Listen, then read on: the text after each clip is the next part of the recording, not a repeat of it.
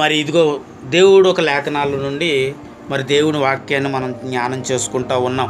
యేసుక్రీస్తు ప్రభువారు తన శిష్యులతో అంటూ ఉన్నారు ఏంటి అంటే, మనందరము కూడా అద్దరికి వెళ్ళవలసిన అవసరత ఉంది, మరి అందరం కూడా బయలుదేరదామని యేసుక్రీస్తు ప్రభు తన శిష్యులతో చెప్పినప్పుడు, ఆ యేసుక్రీస్తు ప్రభు తన శిష్యులు అందరూ కలిసి పడవ మీద వారు ఒక ప్రయాణం సాగిస్తూ ఉన్నారు. ఆ ప్రయాణంలో వెళ్తూ ఉన్నప్పుడు ప్రియ దేవుని బిడ్డలారా, మరి ఆ ప్రయాణంలో ఎవరైతే వారు ప్రయాణం చేస్తూ ఉన్నారో ఆ ప్రయాణంలో వెళ్ళేటప్పుడంట సముద్ర మధ్య భాగమునకు వెళ్ళేసరికి అక్కడ ఏముంది అంటే భయంకరమైన వర్షము గాలి వేయుచున్నది అని బైబిల్ స్పష్టంగా చలవిస్తూ ఉంది.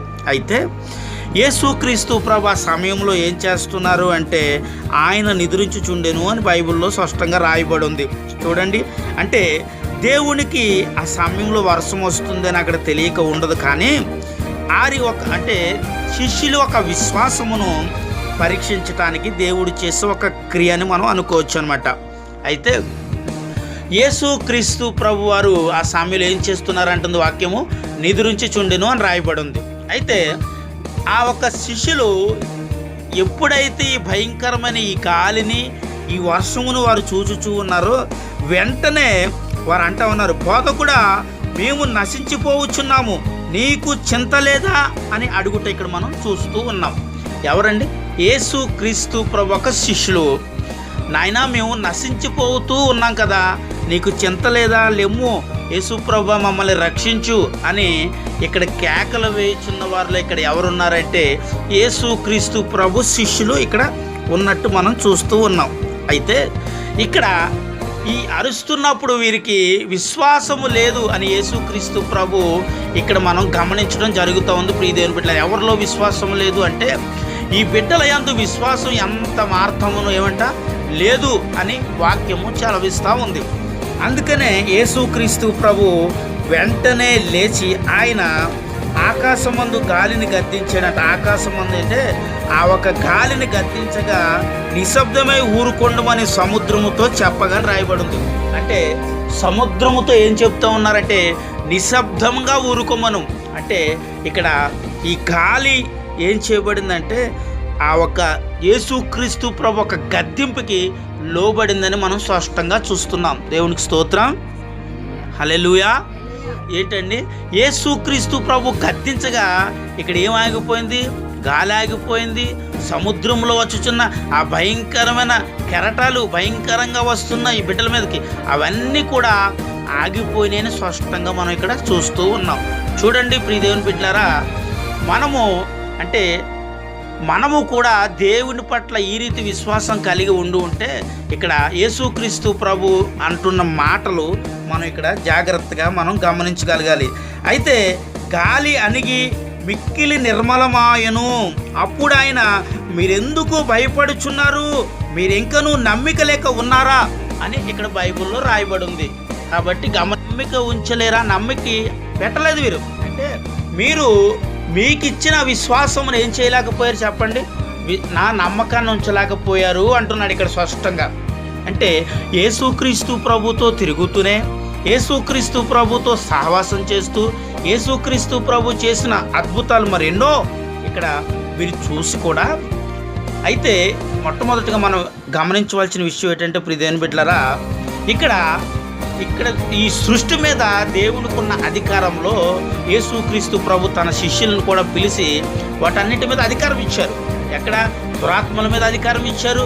ప్రతి ఒక్కటి గద్దించి ఆపే శక్తి యేసుక్రీస్తు ప్రభు తన శిష్యులకి ఇచ్చి ఉన్నారు. కానీ వారు గమనింపలేక నశించిపోతున్నామయ్యా, లేచి మమ్మల్ని రక్షించు అని ఎప్పుడైతే వీరంతా కూడా భయపడతా ఉన్నారో ఈ భయాన్ని చూసి ప్రభు అన్నాడు, ఎందుకు మీరు భయపడుచున్నారు? ఒక క్రైస్తవుడిగా, ఒక క్రైస్తవురాలిగా నువ్వు జీవిస్తూ ఉండగా నువ్వు భయపడవలసిన అవసరత లేదు అని దేవుడు వాక్యము చలవిస్తుంది. ప్రియ దేవుని బిడ్డలారా, ఎందుకో తెలుసా? ఇక్కడ ఒక్కసారి 5వ అధ్యాయము మరి 36వ వచనాన్ని ఒకసారి మనం చదువుదాం. యేసు వారు చెప్పిన మాట లక్ష్య పెట్టక భయపడకము, నమ్మిక మార్తము ఉంచుమని సమాజ మందిరపు అధికారితో చెప్పి. నువ్వు నమ్మకాన్ని ఉంచావా దేవుని పట్ల? నమ్మకంగా నువ్వు జీవిస్తున్నావా దేవుడి పట్ల? నమ్మకంగా మనం జీవిస్తున్నప్పుడు ఇక్కడ ఆయన నమ్మకాన్ని ఎప్పుడైతే నువ్వు ఉంచావో ఆ నమ్మకం ఎప్పుడు నీ జీవితంలో వమ్ము కాదు. ప్రియ దేవుని బిడ్డలారా, హల్లెలూయా. ఇక్కడ సమాజపు అధికారితో మాట్లాడుతున్నారు. ఆ సమాజపు అధికారి యేసుక్రీస్తు ప్రభు దగ్గరికి వచ్చి అంటున్నాడు, ఇగో నా కుమార్తె సనిక నువ్వు వచ్చి నా కుమార్తెను బ్రతికించమన్నప్పుడు మాత్రం ఆయన అంటున్నాడు, వారు ఆయనతో మాట్లాడుతున్నారు అన్నమాట. ఏమనంటే, భయపడకము, నమ్మిక మాత్రం ఉంచు.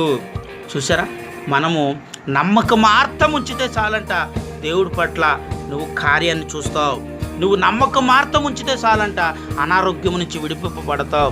నమ్మకమార్తం ఉంచితే చాలంట వస్తున్న భయంకరమైన ఈ ప్రళయముల నుండి విడిపింపబడతావు అని దేవుని వాక్యము చలవిస్తూ ఉంది. ప్రియ దేవుని బిడ్డలారా, చూడండి యేసుక్రీస్తు ప్రభు అక్కడ ఏమని మాట్లాడుతున్నారు.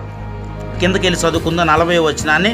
అప్పుడు ఆయన, మీరెందుకు భయపడుచున్నారు, మీరు ఇంకనూ నమ్మిక ఉంచి ఉన్నారంటే ఆయన చెప్తున్న మాటను విందాం. ఇక్కడ కిందకెళ్ళి చదువుకుందాం.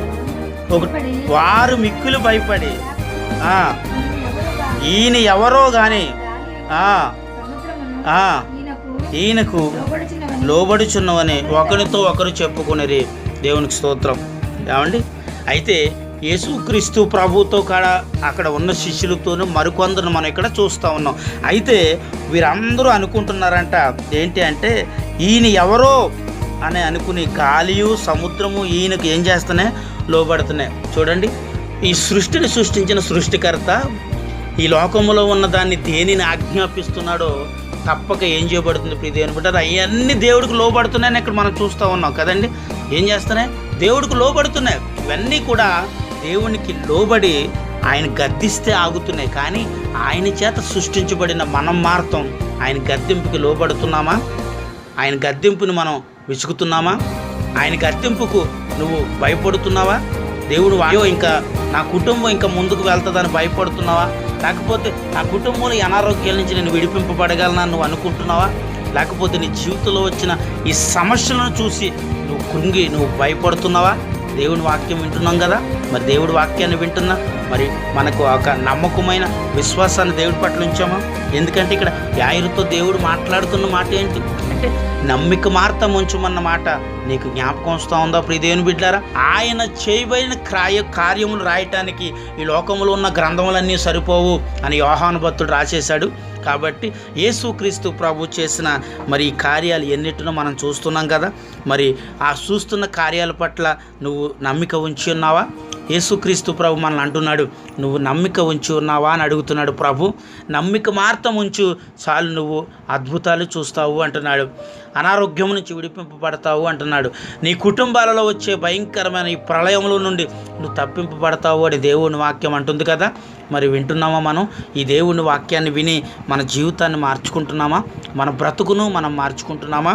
మరి ఈ గాలిని ఆయన భయంకరమైన ఒత్తిడి నుంచి యేసుక్రీస్తు ప్రభు తన శిష్యులను వారందరినీ విడిపించడానికి ముందుగా ఆయన మాట్లాడిన మాట ఏంటంటే, మీరెందుకు భయపడుచున్నారు, మీరు ఇంకనూ నమ్మిక ఉంచి ఉన్నారా, నమ్మిక లేకుండా ఉన్నారా యేసుక్రీస్తు పట్ల? అయితే ఇప్పుడే మనం అందరం అనుకుంటా ఉన్నాం, అయ్యా నీ పట్ల నేను నమ్మిక ఉంచున్నానని నువ్వు అనగలుగుతున్నావా యేసుక్రీస్తుతో? నువ్వు ఆ రీతిగా నువ్వు విశ్వాసం ఉంచి అంటే ఆ రీతి నమ్మకంగా నువ్వు జీవించగలిగితే తప్పక దేవుడు అంటూ ఉన్నాడు, ఇదిగో నువ్వు భయపడొద్దు, నేను నీకేమైనాను సదాకాలమును నేను తోడుగా ఉన్నానని నువ్వు నమ్ముతున్నావు. అలనాడు ఇశ్రాయేలు ప్రజలు అరణ్య ప్రయాణంలో వారి పడుతున్న వేదనలో, బాధల్లో, కష్టాలలో యెహోవా దేవుడు వారికి తోడుగా లేడప్పుడు ఈ దేవుని బిడ్డలారా అంటే అనేక మార్లు దేవుడి పట్ల వ్యతిరేకంగా వారు ప్రవర్తిస్తున్నా కానీ దేవుడు వారికి ఎన్నో సహాయములు చేశాడు కదా. ఈరోజు మరి అలాంటి జీవితం నీలో ఉందా?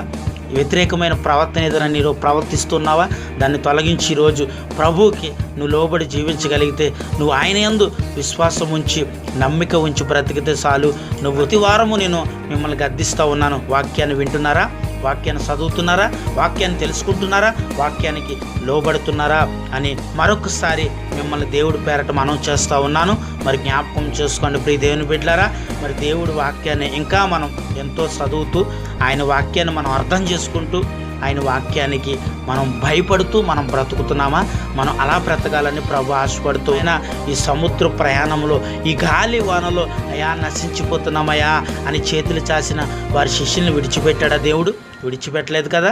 మరి ఇదిగో ఈ సమయంలో నువ్వు దేవుడి పట్ల నీ చేతులెత్తి నువ్వు అడుగుతున్నావా ప్రభువుని? నీ చేతులెత్తి అయ్యా నీ పరిశుద్ధ పర్వతం నుండి నాకు సహాయం వస్తుందని నువ్వు అడిగితే నువ్వు సహాయం పొందకుండా ఉంటావా? అందుకనే దేవుడి వాక్యాన్ని మనం వింటున్నాం కనుక అయ్యా ఇగో వారి శిష్యులందరినీ అంటే ప్రభా నీ శిష్యులందరినీ కూడా ఆ భయంకరమైన ప్రమాదం నుంచి విడిపించావు కదా. ఆ భయంకరమైన ఆ సముద్రము నుండి ఆ గాలి వానల నుండి వారిని రక్షించావు కదా. అయ్యా ఇదిగో ఈరోజు నేను ఈ అనారోగ్యంతో బాధపడుతున్నాను, విడిపించను ప్రభువుని అడుగుతున్నావా? అయ్యా నేను ఈ సమస్యలో ఉన్నాను, విడిపించిన నన్ను ప్రభువుని అడుగుతున్నావా? అయ్యా నా కుటుంబంలో రక్షణ లేదు అని నువ్వు ప్రభువుని అడుగుతున్నావా? అయ్యా నా కుటుంబంలో నెమ్మది లేదు, శాంతి లేదు, సమాధానం లేదు అని ప్రభు చేతులకి అప్పచెప్పుకుంటున్నావా? ఈ రాత్రి నువ్వు అలా అప్పచెప్పగలిగితే ప్రభు అంటున్నాడు కదా, నమ్మిక మార్తము ఉంచండి, దేవుని కార్యాలు చూస్తారు. అనుసరిస్తూ వాక్యానుసారంగా బ్రతుకుతూ వాక్యానుసారంగా జీవిస్తూ ప్రభా నీ వాక్యం కొరకు నేను ప్రయాసపడుతున్నానయ్యా, నీ వాక్యానుసారంగా నేను జీవించాలనుకుంటున్నాయా అని ఎప్పుడైనా ప్రభు నీ చేతులెత్తి అడిగి ఉన్నావా? అడగగలిగితే ప్రభు సహాయం ఈ రాత్రి నువ్వు నీ కుటుంబం పొందుదురుగాక. ఆయన ఈ లోకమునకు వెలుగే ఉన్నాడని వాక్యం అంటుంది కదా. మరి ఇంకా చీకటి బ్రతుకులు ఎవరైనా ఉన్నారా? చీకటి బ్రతుకుల్లో ఇంకెవరైనా జీవిస్తున్నారా? అయ్యో నేను వెలుగులోనే బ్రతుకుతున్నాను అనుకుంటూ నిన్ను నీవు భ్రమపరుచుకుంటున్నావా? ఈ రాత్రి జ్ఞాపకం చేసుకో. అలాంటి పరిస్థితిలో ఉంటే నువ్వు బయటకు వచ్చి ఈరోజు ప్రభుని అడుగు. ప్రభా ఈ లోకముకు నువ్వు వెలుగై ఉన్నానంటున్నావు, అయ్యా ఈ వెలుగులో నేను బ్రతకాలని ఆశపడుతున్నాను, ఈ చీకటి బ్రతుకు నుంచి నన్ను విడిపించమని ప్రభు నువ్వు అడుగుతున్నావా? అడగగలిగితే ప్రభు ఇదిగో ఆ చీకటి వెలుగులో ఆ చీకటిలోంచి ప్రభు నిన్ను వెలుగులోనికి తీసుకొచ్చి అంటే ఆయన నీ జీవితంలోనికి వస్తున్నాడని ఒక నమ్మిక మాత్రం నువ్వు ఉంచగలిగితే ఈ రాత్రి కార్యాన్ని చూస్తావని దేవుని వాక్యం స్పష్టంగా మాట్లాడుతుంది. ప్రియ దేవుని బిడ్డలారా, మరి ఇదిగో ఈ వాక్యాన్ని వింటున్న మన అందరితో ప్రభు మాట్లాడి ఉన్నాడని నమ్ముతున్నాను. మరి ప్రతి ఒక్కరూ మోకరించండి, మరి ప్రార్థన చేసుకుందాం. సర్వాశీర్వాదములకు కారణభూతుడా ప్రియ పరలోకపు నా కన్న తండ్రి, ఇక్కడ వాక్యం వింటున్న మా అందరితో మీరు మాట్లాడారని వాక్యం అనే ప్రభు విత్తుతూ ఉండగా నీరని అంటిని కట్టి ఈ విత్తనాలు ఫలించి మహాభివృద్ధి పొందే అట్టి కృప దయచేయమని ప్రార్థన చేస్తూ